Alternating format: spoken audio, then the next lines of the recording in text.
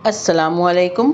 आज हम बना रहे हैं ग्रीन बीन्स, जिसे फ्रेंच बीन्स भी कहते हैं।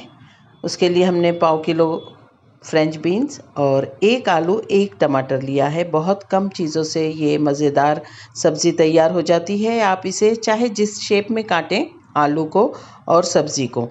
एक बर्तन में हमने तेल लिया है और ज़ीरा डाला है। अदरक लहसुन का पेस्ट 1 चम्मच डाल रहे हैं हम, और दोनों को थोड़ा सौते करेंगे।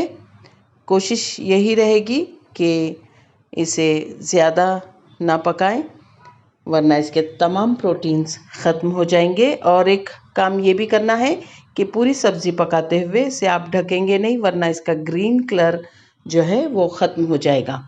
टमाटर जो हमने एक लिया था उसे काट कर अदरक लहसुन के पेस्ट के साथ भून रहे हैं। अब हम इसमें डालेंगे दूसरे मसाले, जैसे कि थोड़ा सा धनिया पाउडर, क्योंकि सिर्फ पाव किलो सब्ज़ी है ये। और हल्दी डालेंगे 1/2 चम्मच। 1 छोटा चम्मच हमने धनिया पाउडर डाला है। अब मिर्च का पाउडर डालेंगे आप अपने जायके के मुताबिक। हमने यहाँ पर 1 चम्मच लिया है मिर्च का पाउडर। अगर आप चाहें तो इसे हरे मिर्च के साथ भी बना सकते हैं। मिर्च के बजाय आपने इसमें पिसी हुई मिर्चें डालना होगी। कुछ लोग इसमें मूंगफली भी डालते हैं, लेकिन हमें इसको सिर्फ सब्ज़ी के तौर पे ही बनाना है। आलू डाल रहे हैं हम, और आलू के साथ, मसालों के साथ इसे अच्छी तरह से भूना जाएगा।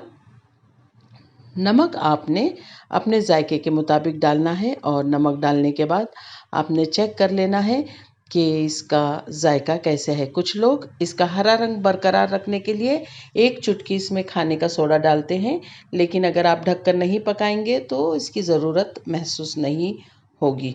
अब पानी डालकर हम आलू भून रहे हैं, ताकि आलू का कच्चापन निकल जाए, नमक और मिर्च उसमें अच्छी तरह से शामिल हो जाए।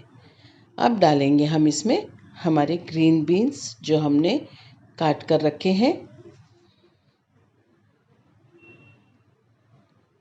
फ्रेंच बीन्स डालने के बाद भी इसे खूब अच्छी तरह से भूना जाएगा। इसे बहुत ज़्यादा पकाकर इसके प्रोटीन को ख़त्म नहीं करना है। इसका हरा रंग भी बरकरार रखना है। तमाम मसालों में शामिल करके चम्मच चलाएंगे और इसे पकने के लिए रखेंगे थोड़ी देर तक के लिए, तब तक के आलू और फ्रेंच बीन गल ना जाए। हमारी सब्ज़ी लगभग तैयार है। आप ये भी कर सकते हैं कि अगर आपको लगता है इसमें ऑयल ज़्यादा है, तो इसे पकने के बाद इसका ऑयल आप निकाल कर अलग कर ले सकते हैं, क्योंकि सब्ज़ी पक जाती है। अल्लाह ताला आपके दस्तरख़्वान पर बहुत सारी बरकतें और नेमतें अता फ़रमाए। रेसिपी ट्राई कीजिए और दुआओं में याद रखिए।